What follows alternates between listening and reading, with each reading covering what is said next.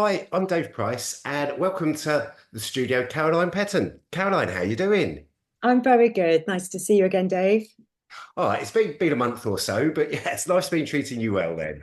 Yeah, good. Yeah, everything's good. Thank you. Here we are as we record this, heading into winter now, and clocks have changed, and that can be a challenge for some people, can't it? Oh, it can indeed. It suddenly had a massive impact on us. Suddenly, all the dark nights coming in so much quicker. Yeah, definitely. Ah.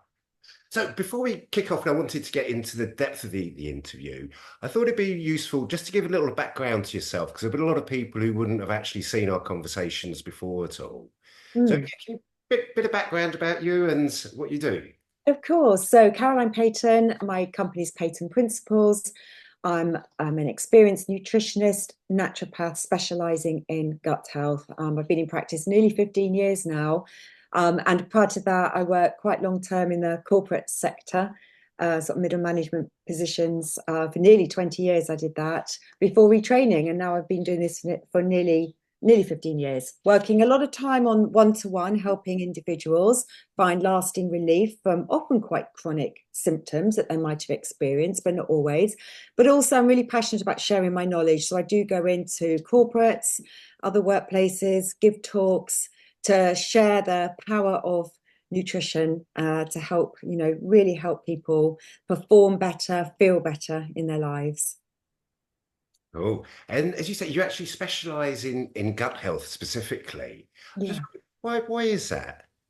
Well, when I qualified, and as I said, I trained as a naturopath, and hopefully we'll get on and talk a bit more about that. But naturopaths have always said health, disease starts in the gut. So whenever I was working with individuals, I would always want to ensure that we'd maximize digestive capability, get it working at its best. Be thinking about supporting, good bowel regularity, getting rid of those toxins. And science is finally catching up. And because of the success I had helping people with that, and the impact that has in other areas of their health. And of course, now with the science really catching up, and we hear so much about the gut microbiome in different aspects of health, that 90% of disease starts in the gut, which is quite astounding. So yeah, I down that route. 90% of disease can originate from the gut. So understanding what is going on can be a really powerful first step to helping people. I never realized it was so high. It had such an impact and influence on your whole body. Yeah, I mean, there's such a massive amount of research now about the gut microbiome, and beyond that, digestive capability, and all of that. It's quite remarkable. And that's why you hear a lot about gut-brain link, for example. A lot of people talk about the gut-brain connection. That's just one aspect of it. That we know about. But yes, the gut microbiome is really influencing so many aspects of our health. And about 70% of maybe more of our immunity starts in our gut. We've got immune cells, there's a lot of immunity in the gut. So, even just thinking from an immune point of view, what's going on in the gut that could be hindering your immune system from working at its best? Right. And sorry, forgive my ignorance, but I've never heard the brain gut connection before. Haven't you? There's such a thing known as the enteric nervous system that links directly from the gut to the brain. There's this two-way flow of communication. Most of our serotonin is produced in the gut, doesn't appear to cross the gut-brain barrier, but it's certainly influencing what's going on in the brain. We've got our microbiomes producing different metabolites that can be influencing the brain and how it's working. And just saying to people, well, when you're nervous for an exam and you get butterflies in your stomach, Yeah. that type of thing, you can see how there's that link, and it is very much a two-way flow of communication. Right. Yeah. Something I hadn't thought of or realized at all before. And that's just one snippet of how the gut is influencing other aspects of the body. And this concept of microbiome, and we're very familiar with the gut microbiome, but we've got microbiomes all over our body that, again, science is discovering and learning more about. And it's considered that the gut microbiome is like the conductor of the orchestra, communicating with these other microbiome communities around the body. So it's quite fascinating. You know, the more I learn, and I never stop learning, I'm constantly learning. I'm constantly doing CPD, continuous professional development webinars, reading things. You know, I never stop learning, just like the rest of the world. It's never stopped, the public, we never stop learning about this because I think we're just at the beginning of what we're discovering around the gut microbiome, the human microbiome, biomes, I should say. Right. You really feel as though there's so much more to So find. much, so much. I've got a presentation around the wonderful world of the gut microbiome that I present to organizations and different groups. And I put a slide in there, not a current slide, that showed the growth in research from 2016 to 2020, 21, because it dropped off a bit through COVID, but it just is steep increase in research that's taking place in this space. When you said gut bio, I sort of get Yes. that term. But as soon as you said is that you have biomes in other parts of your body, I'd never Yes. even realized that. We do. The oral microbiome is really important. And we know that bacteria we can swallow, and there are certain people who may have heart issues, and they've got to be very careful when they go to see a dentist because of the oral microbiome. We need to balance that. You can test for that. There's a vaginal microbiome, a urinary microbiome. There's a skin microbiome around, and there's microbiome around our lungs. It influences, you know, the birth of children. They pick up their first exposure to bacteria when they're born. You know, we're just really just learning. The one we know best, well, know more about, I should say, is the gut. But we're learning so much around about the whole human microbiome and the microbiomes and what is going on. So it's really fascinating. Well, no, very exciting that suddenly all this research is Yes. coming out. Yes. But because one of the things I was going to ask you, because a lot of people seem to be struggling with digestive issues at the moment. Mm. Is this new? Is this our diet? Did this happen 50 years ago? We weren't aware of it. Well, I couldn't say what the scale of the problem was 50 years ago, but it's very much a modern thing. Like many conditions seem to be escalating, don't they, in terms of the number of people suffering in different ways. The thing about digestion and the digestive problems that people are having, we have to go back to basics. People are leading extremely busy lifestyles. If you rush your food, if you rush eating, you are hindering your digestive capability. If you're not breaking down food properly because you're not taking your time to sit and eat your meal in a calm environment, and that's not always possible, you're going to be limiting your ability to digest that food. So that immediately could start creating some digestive problems and symptoms.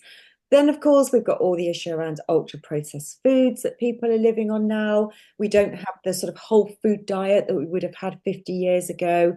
I think the exposure to pesticides and herbicides, the whole toxicity element, it's far more abundant, the number of chemicals that are being used to produce food now is way more than it was then. We cannot ignore the fact of the impact that these chemicals, again, going back to the gut microbiome, is having. So just looking at those factors alone, I think those three things are having a huge impact on why so many people struggle with digestion today.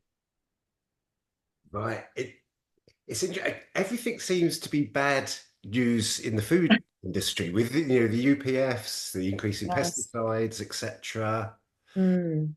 Are you seeing the tide turning in any way on that at the moment? Well, not from the food manufacturers, um, but I guess from the people that come and see me, they're very much aware that there are other options open to them. And I'm hoping that I'm beginning to raise awareness that if people get diagnosed with um, IBS, or in fact, if they've been to see somebody and told there isn't really much wrong with them, yet they are still suffering, that actually there is light at the end of the tunnel and it doesn't need to be that way.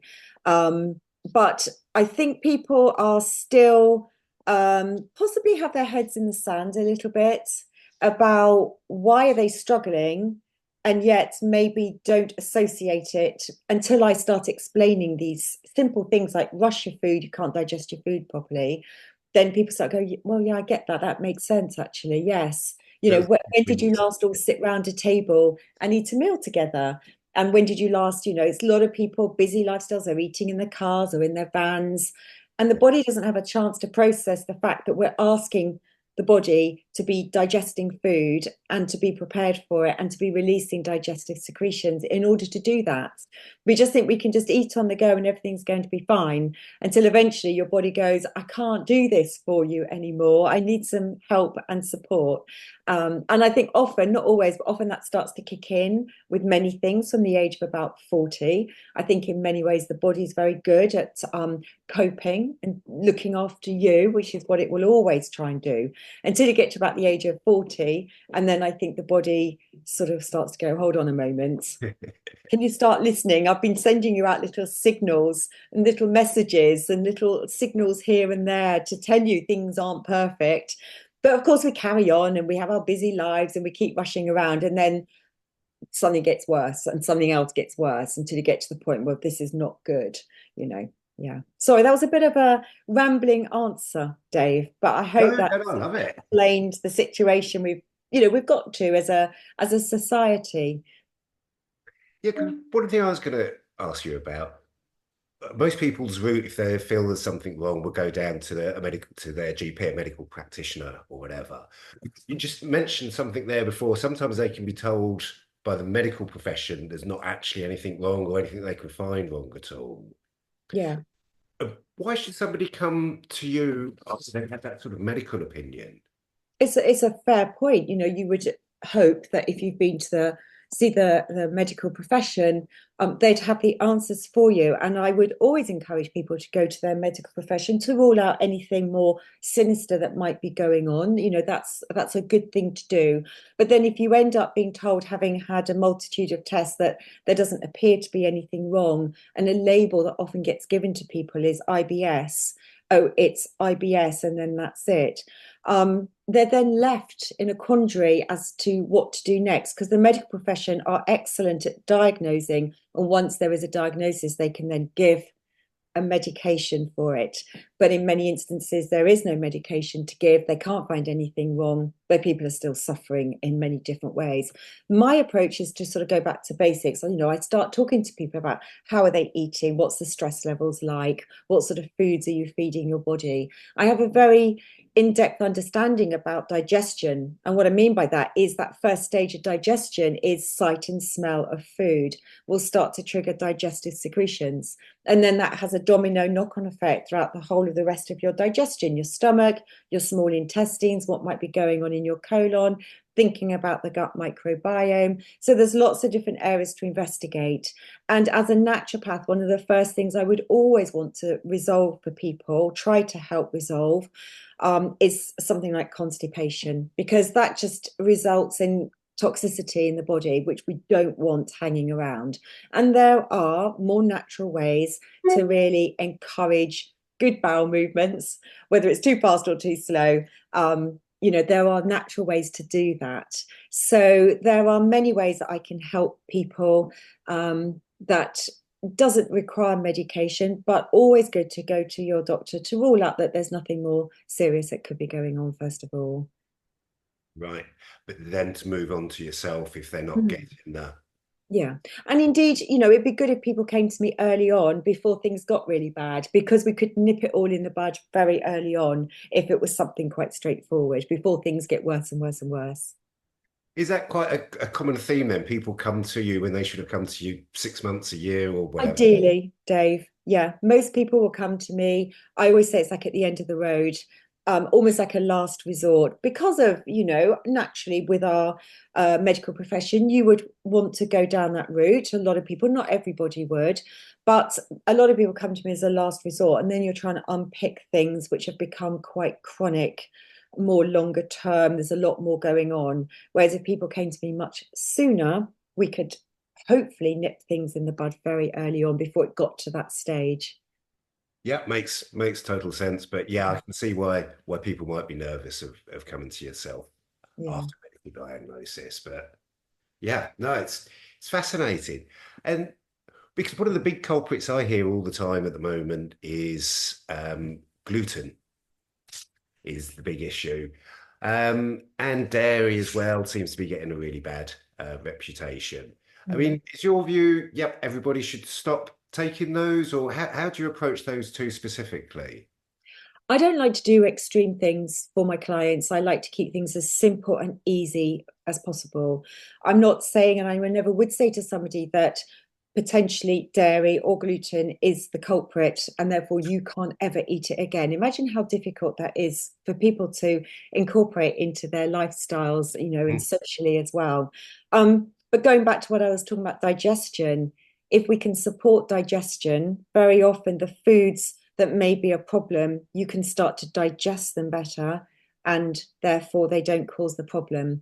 And by looking at people's diets, often I notice an overload of foods.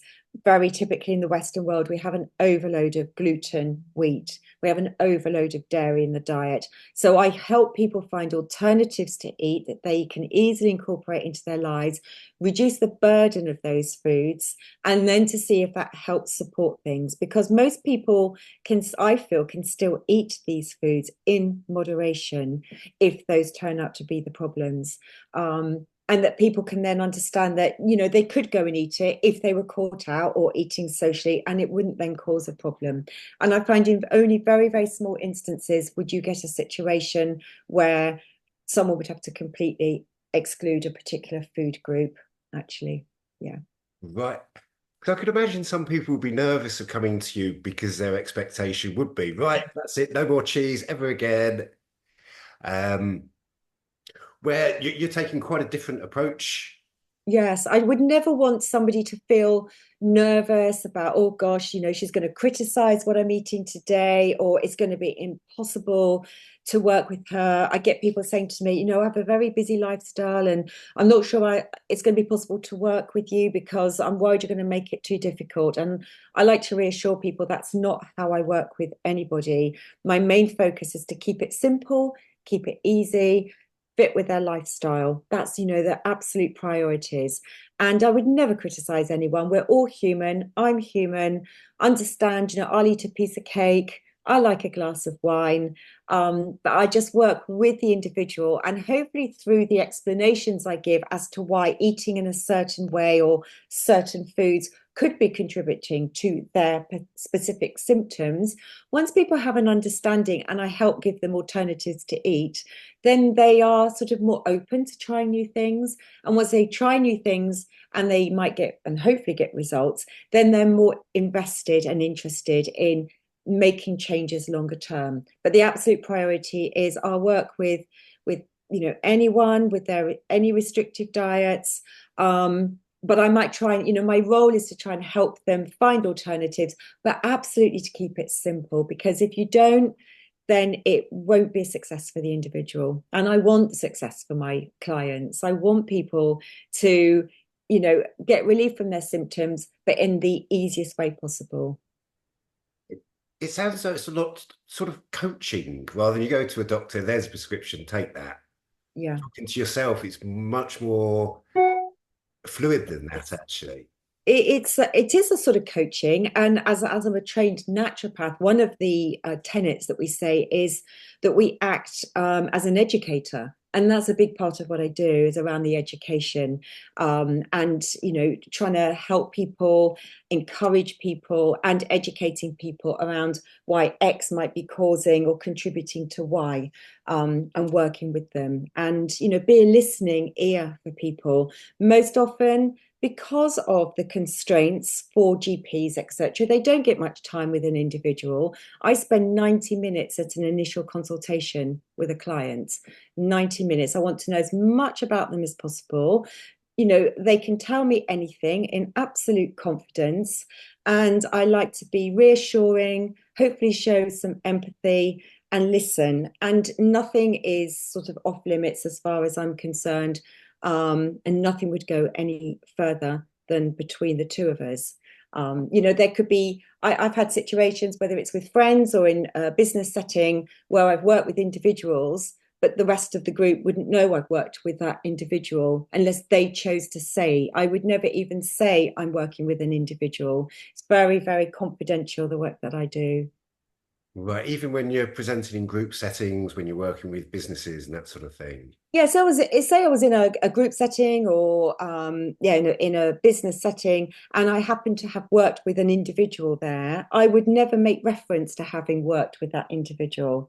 It's absolutely confidential. Not only is their situation and their circumstances confidential, the very fact that I've worked with them is confidential because a lot of it is can be seen as very personal, could be embarrassing. They don't want people to be aware. And I would always respect. Now, sometimes they would be the first to say, Caroline's really helped me with this or helped me with that. That's on their terms. That's their choice. But I would not be the one to mention it. Right. Yeah, that real strict confidentiality all the way Absolutely. through. It's really important from an ethical point of view. Yeah, and that actually just listening to your clients, and it's not just listening to the problem, it's actually understanding their habit and their lifestyle as well. Absolutely. I go right back. I go back to I want to know about childhood illnesses. I want to know about family history of family illnesses to see if there's, inherent link that's following through there. Sometimes I can pick up trends that happen through infancy or in childhood that I can see can be influencing something that's going on now. And sometimes my questioning, I'm sure initially some of my clients might wonder why I ask some of these questions, but it all becomes clear later on. And often it's with that one-to-one, it may not even be a standard question, but by listening to them, it prompts me to then ask another question. And it's the listening that draws out things that I think that's an interest. They've just said something really interesting that I feel is a major factor contributing to whatever symptoms they may have. Right. You're listening out for the little crumbs to lead Mm, the path. always. Yes. Yeah. Which, as you say, with a doctor, is it 10 minutes they'd get if they were lucky. Uh, Something I've used in the past when I've done a presentation is to say like my work as a detective. I see, in a way, what I'm doing is a bit like detective work, really, but in a structured way. Yeah, no, you just surprised me when you said you would ask about childhood issues, which Mm, was yeah, a while ago for someone of my age anyway. But they can still have bearings and it impacts. can because it could be that inherent, let me call it like an inherent weakness in the body that's represented itself 20, 30 years later. There could be a link that I pick up. Right. God, it's fascinating, isn't it? I was going to say, so what actually sets you apart from a normal nutritionist, shall we say? I think I've got my view. I'm beginning to get a feel very much, but Well, talking about, as a naturopath, it is taking that 360-degree view, holistic approach to an individual. Like I said, I want to know as much about them as possible. I want to understand, that the body's got this inherent healing capability. So I'm always like looking out and listening for different things that can support and help them. As a naturopath, I've had training, not as a fully trained, but I have had training in herbs, a little bit of homeopathy, tissue salts, EFT tapping. So I can bring some of this into my practice that potentially other nutritionists might not have had training in. My main therapy is nutrition, but I can bring these other aspects into my practice.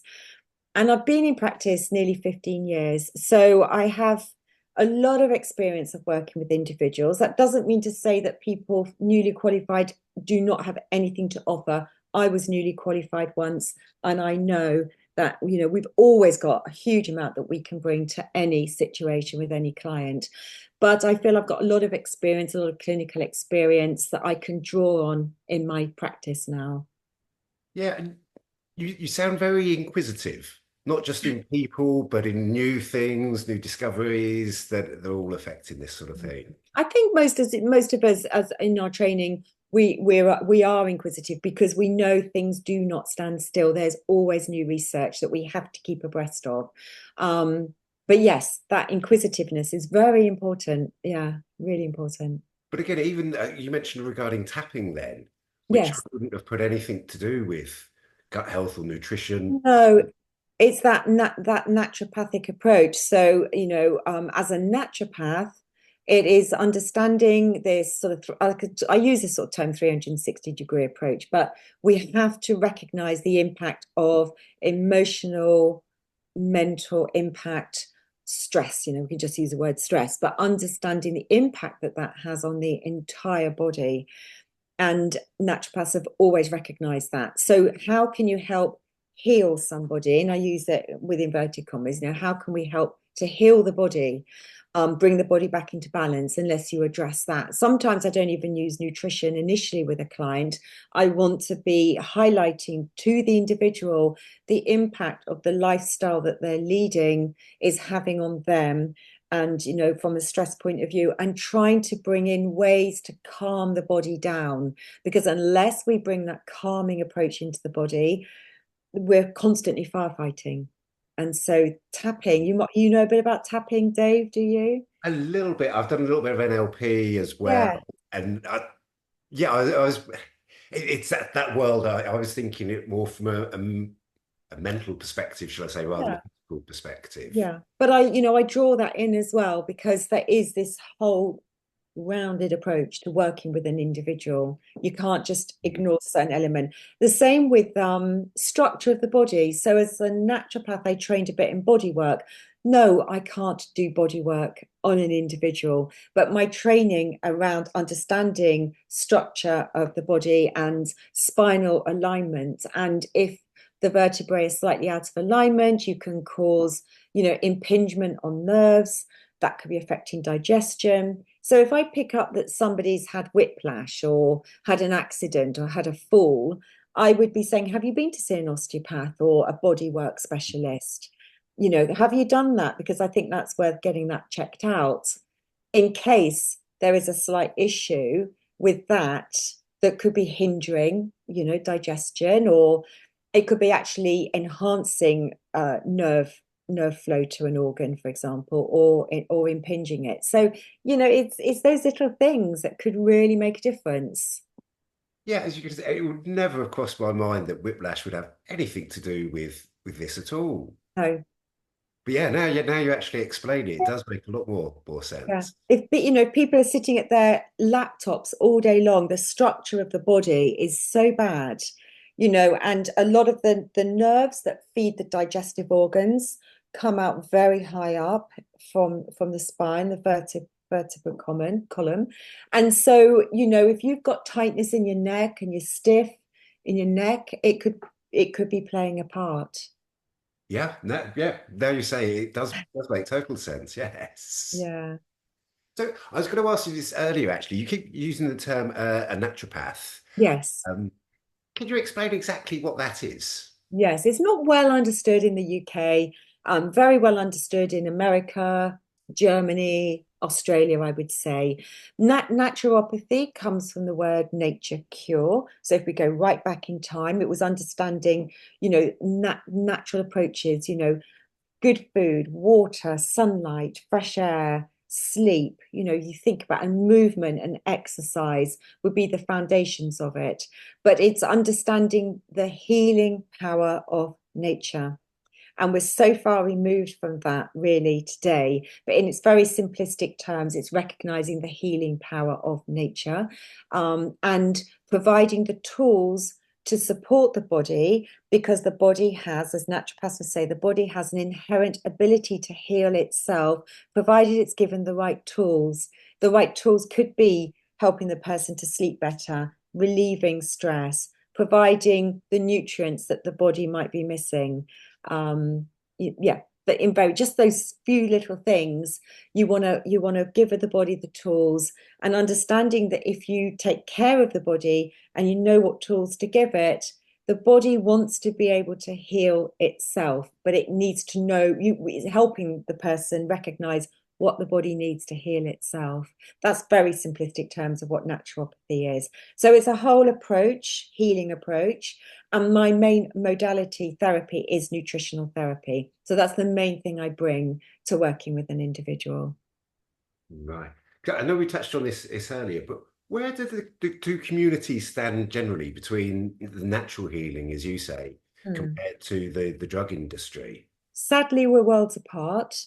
But I think most of us in the world that I live in would love a more integrated approach. I think it could be so powerful what we could do if we worked together, um, because we would help to reduce the burden on the NHS, would help to reduce the burden cost of medicines, would help to take that burden off the individual of requiring so many medicines. They have the expertise in using the tools to help to diagnose an individual. But if you bring in the more natural approach to it and really work with the individual, I think the world would be a much better place, happier, healthier place, is my view. And I think it's very sad that we're worlds apart. But I think most people in my world would want to be more connected. It just hasn't happened. It would make total sense from my perspective to be more Yeah. connected. What's the driver behind that? Is that the medical industry not wanting to engage so much, or do you I have think we're going down a whole political topic that's beyond the any? scope of this. Yes. Yeah, we'll stay away from the politics then. Yes. Um, so, other than sort of gut digestion concerns, what other types of clients do you help? I would say a lot of people come to me because they often have a multitude of symptoms. They're just not feeling great.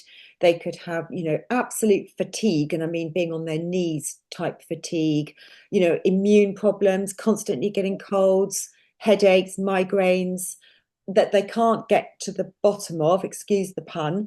Because I work with the whole person, individual, then, I can really support that.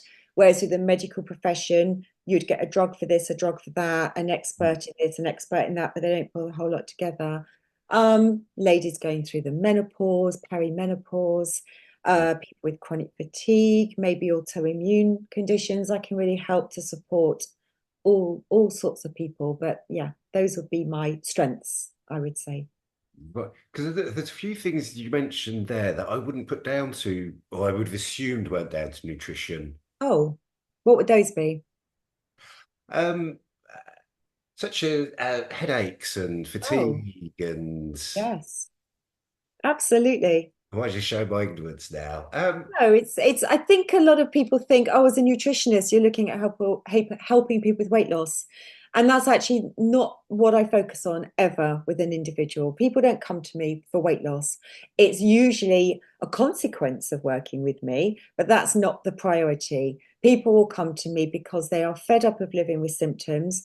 They're not feeling great. This whole aspect of vitality.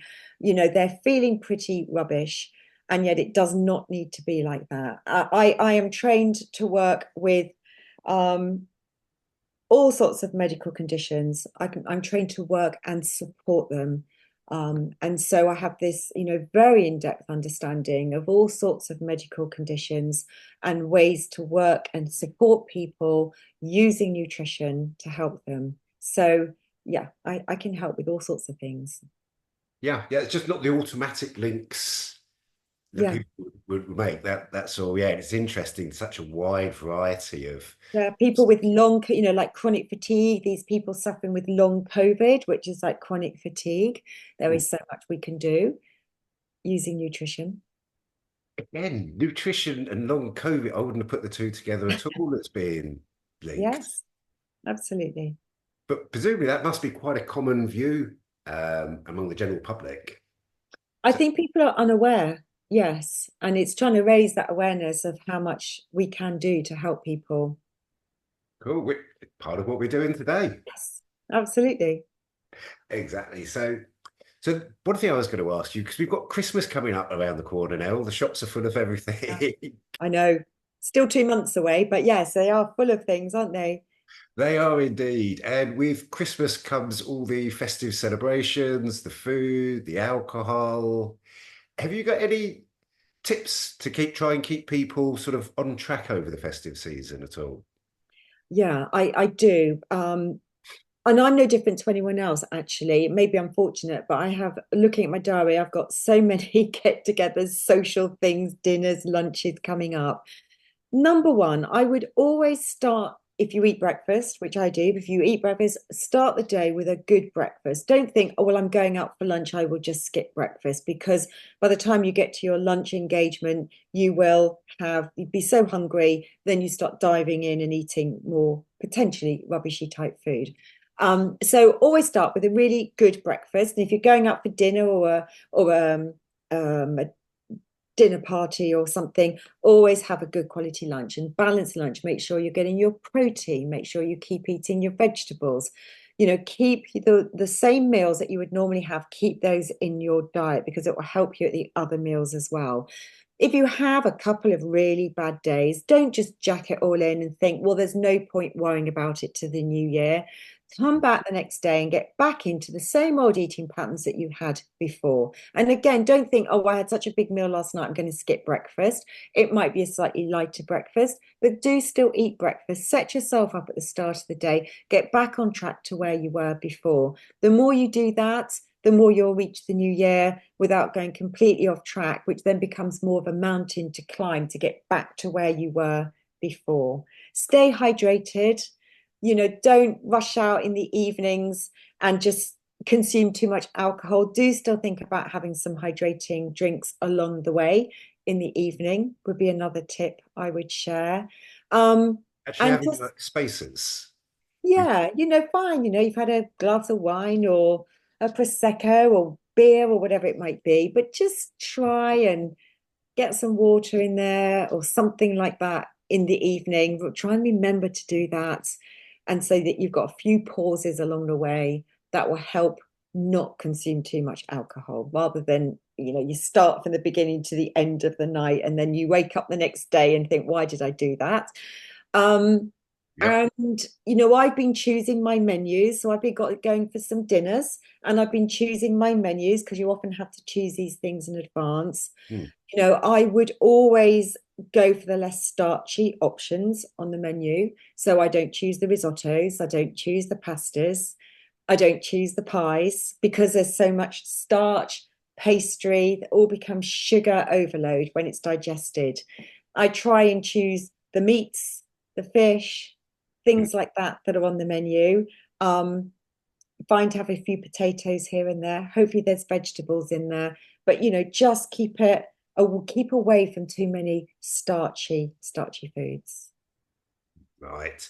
And actually planning the evening a little bit, as you say, what you're actually going to eat in advance, not going in there ravenously hungry. Yeah, because I've done it myself. You go in ravenously hungry, and that roll that's beside you on the plate, if it's a dinner party type thing, it's gone in an instant. You haven't even Yep. thought about it.